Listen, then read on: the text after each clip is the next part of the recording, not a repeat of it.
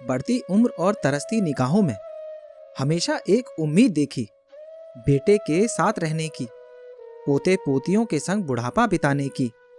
अलग और दूर रहकर भी मन में एक विश्वास था, बस कुछ समय और, जब कुछ नहीं कर पाएंगे तो चले जाएंगे अपने बेटे के पास। अड़ोस पड़ोस के सब बच्चे उन्हें दादा दादी कहकर बुलाते और वो अपने पोते पोती का अक्ष उनमें देख समय बिता लेते।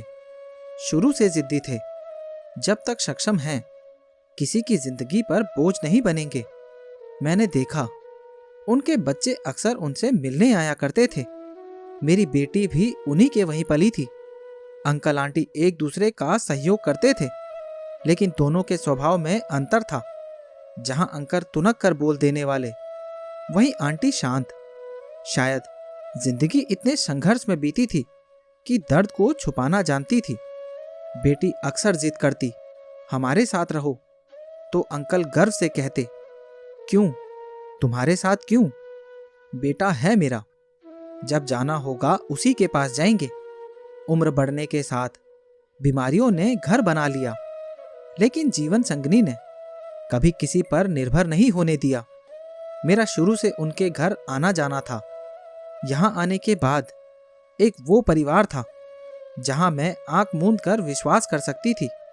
शुरू से संपर्क में रहने की वजह से दोनों के स्वभाव को अच्छे से जानती थी।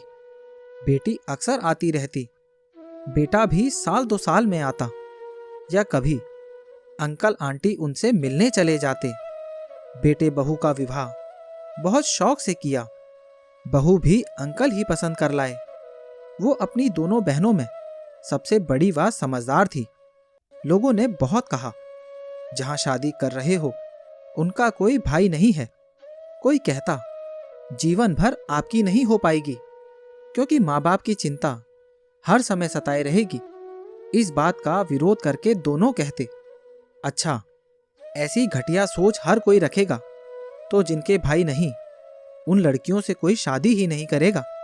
हमें अपने बच्चों पर विश्वास है। मध्यवर्गीय परिवार होते हुए भी हमने उसे आगे से हर सुविधा दी है।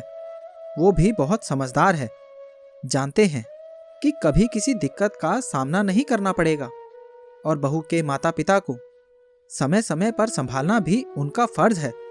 वो भी हमारा परिवार है, कहकर अंकल अपने बेटे के पक्ष में एक खंबा और गाड़ देते। परिवार में छोटी मोटी खटपट होना स्वाभाविक है। जिस रात शादी थी, बहू के करीबी रिश्तेदार बार बार उनकी बेटी को समझाती रही, बहू को भाई के साथ तुरंत विदा मत करना, थोड़े दिन घर में रख कर जिम्मेदारी डालना। जो कल को रीति रिवाज, घर में अपना अधिकार और सास ससुर के प्रति अपने फर्ज को समझ सके। उसने ये बात क्यों समझाई, नहीं समझ सकते। अंकल की बेटी निधि ने हंसकर कहा, देखिए आंटी, आज हम उसे समझेंगे तभी तो वो कल को हमारे लिए सकारात्मक समझ पाएगी। लेकिन वो उनके करीब होते हुए भी बार बार समझाती रही। जो भी था, खुशी खुशी बहू घर आ गई। अंकल आंटी ने उसे शुरू में ही बेटे के साथ विदा कर दिया, ये सोचकर कि बच्चे खुश रहेंगे तो आने वाला समय सुख चैन से बीतेगा। समय बीतता गया और मायका, प्रेम व जिम्मेदारी ससुराल से ज्यादा होने लगी। आंटी अंकल से ज्यादा बहू के माता पिता का वर्चस्व उनके ऊपर रहता। पल पल की खबर माँ को पहुंचाकर उनकी सलाह से बेटी काम करती। जब भी कभी अंकल आंटी को कहीं ये बात बुरी लगती तो अंकल साफ शब्दों में कह देते। प्रतिफल ये था कि अब वो खुलेआम कहती, मेरे माता पिता के प्रति मेरी भी उतनी ही जिम्मेदारी है साहिल, जितनी तुम्हारी अपने माता पिता के लिए है। अपने घर के कलेश को कम करने के लिए साहिल चुप रहकर सब शांति से देखता रहता, कोई विरोध ना करता। समय बीतने के साथ उसे भी सारे रिश्ते ससुराल से मिलने लगे। अब उसका आना जाना कम से कम होता गया। अब अंकल आंटी की तबीयत दिन प्रतिदिन बिगड़ने में ही थी। ऐसा नहीं था कि उनसे कभी मदद ही ना मांगी हो या जिम्मेदारी ना उठाई हो, लेकिन अब इस उम्र में मदद से ज्यादा उन्हें साथ की जरूरत थी। जिसकी कमी अंकल के चेहरे पर साफ दिखाई देती।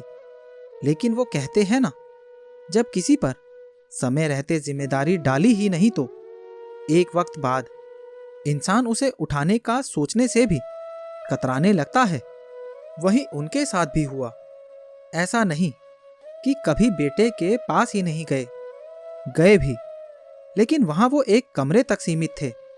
बहू सम्मान में कोई कमी न रखती, लेकिन सास ससुर के आने से लगने वाली अनचाही बंदिशें उसके चेहरे पर साफ दिखाई देती। हर काम में पीहर वालों का होना नजर आने लगा था। उसकी पूरी कोशिश यही रहती कि साहिल का जब अपनों से मोह कम होगा तभी तो मेरे घर वालों से जुड़ पाएगा। बहनों की शादी हो गई और इन दोनों की जिम्मेदारी और बढ़ गई। देख रही थी अंकल आंटी का आना जाना भी कम हो गया था। अब आंटी भी बीमार रहने लगी थी। जो कहता उसकी यही सलाह होती, कहाँ बुढ़ापे में अकेले बैठे हो, बच्चों के साथ रहो, तभी तो आपसी प्रेम बढ़ेगा, एक दूसरे को समझ पाओगे और समय रहते बच्चों को अपनी जिम्मेदारी का एहसास होगा। दोनों निरुत्तर थे। आंटी मुस्कुरा देती, हमें यही अच्छा लगता है, और मैं उनकी उस मुस्कुराहट के पीछे छिपे दर्द को समझ पाती थी। इतना प्यार देने के बाद भी एक औलाद कितनी पराई हो जाती है। जिस बहू को इतने प्यार से अपने परिवार को एक करने के लिए लाया जाता है, वही अपना स्वार्थ पूरा कराने को प्रेम से रह रहे घर में एकता बरकरार नहीं रख पाती। आदमी ये क्यों नहीं समझ पाता, जैसे वो अपने परिवार के लिए पति से अपेक्षाएं रख उन्हें पूरा करवाती है, तो मेरे भी अपने फर्ज हैं जो उसे पूरे करने ही होंगे। अंकल की आती आवाजें ये सब सोचने को मजबूर कर देती। बहुत दिनों तक दोनों दिखाई न दिए। दुकान वाले सामान रख जाते। मैं शिरकत करने गई तो पता चला आंटी बीमार है। दोनों का अधिकांश समय अस्पताल के चक्कर लगाने में बीतता है। अंकल, आपकी तबीयत ठीक नहीं रहती, आप कहें तो आंटी को मैं दिखा लाऊं? अंकल ने बड़े गर्व से कहा। नहीं, परेशान मत हो, मेरा बेटा आ रहा है। बचपन से बहुत समझदार है, एकदम शांत, परिस्थिति को समझने वाला। देखना, जब मम्मी को बीमार देखेगा तो अकेला नहीं रहने देगा। बेटा आया भी, इलाज भी करवाया और 10-5 दिन साथ रहकर चला गया। अंकल टूटे हुए दिखाई दे रहे थे, लेकिन आंटी के चेहरे पर कोई भाव नहीं थे। वही रोज की तरह छोटे छोटे कदम बढ़ाते हुए जरूरत के सामान को लाने में लगी थी। एक दिन मैं मिलने गई तो अंकल ने कहा, डॉक्टर ने धूप सेकने को कहा है, हड्डियां कमजोर हो रही हैं। इसे कितना कहता हूं, जाओ राधा के धूप सेक कर आओ। मुझे छोड़कर कहीं नहीं जाती। ये नहीं समझती इसका साथ मेरे लिए कितना जरूरी है। हाँ आंटी, आ जाया करिए, मेरे घर में धूप अच्छी आती है। 2-3 दिन आंटी के साथ बैठ जब भी बात चलती हमेशा मैंने यही सुना, मेरी बहू बहुत संस्कारी है। इसके अलावा वो कभी टिप्पणी ना करती।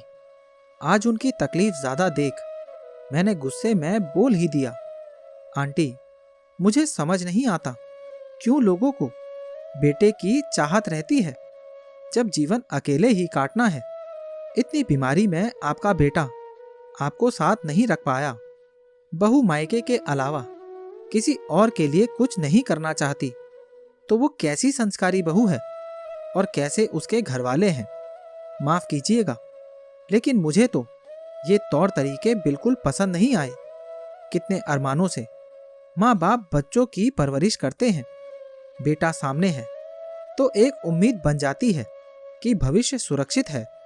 जब एक लड़की अपने पति से अपने परिवार का बोझ उठाने का सोच सकती है तो एक बेटे की माँ के अरमान वो कितने कठोर होंगे, जिसने जन्म से ही बुढ़ापे का साया साथ देखा है। सब बोलने की बात है। आंटी की शक्ल देख मैं मायूस हो गई। माफ कीजिएगा, आप लोगों से प्रेम है इसीलिए, और कहकर रोने लगी। आंटी हमेशा की तरह मुस्कुराई। हमारी इतनी फिक्र करती हो, फिर भी चाहती हो हम यहाँ से चले जाएं। बच्चे सब अच्छे होते हैं, सबके अपने सपने, अपने अरमान होते हैं। आगे बढ़ने का इच्छुक कैसे कोई बंदिश या जिम्मेदारी उठा अपने भविष्य के साथ खिलवाड़ कर सकता है? शायद हमारा स्वभाव अच्छा नहीं, या हम उनके स्तर के नहीं रहे। एक उम्र के बाद बच्चों की समझ और सोच माँ बाप से बड़ी हो जाती है। जब हमारा बेटा हमें समझ नहीं सका तो दूसरे से क्या शिकवा, क्या शिकायत करनी। जहां तक बहू का सवाल है, मैं आज भी यही कहूंगी, मेरी बहू संस्कारी है, तभी तो आज भी हमारी ना होकर अपने माँ बाप की रही। उनका बेटा नहीं तो क्या, वो उसका पूरा फर्ज निभा रही है। कमी तो हमारे संस्कारों में रही है। जो हमारा बेटा उनके प्रेम और स्वभाव को समझ उनका हो गया, मेरी ममता, पिता और बहनों का साथ सब उसे उस घर में मिल गया। कितनी गुणी है मेरी बहू, और कितने अच्छे संस्कार हैं। हम दोनों एक दूसरे के लिए पूरे हैं। आज जिंदगी के उस मुकाम पर हैं जहां से जिंदगी शुरू की थी। आंटी इतना कहकर उठ चली गई। मैं नहीं जानती कि वो कितनी सही थी, लेकिन उनके पीछे के दर्द को मैं समझ सकती थी, जान गई थी। असहाय कोई नहीं होता। अंकल अब ना के बराबर दिखते थे, क्योंकि आस और विश्वास दोनों टूट चुके थे।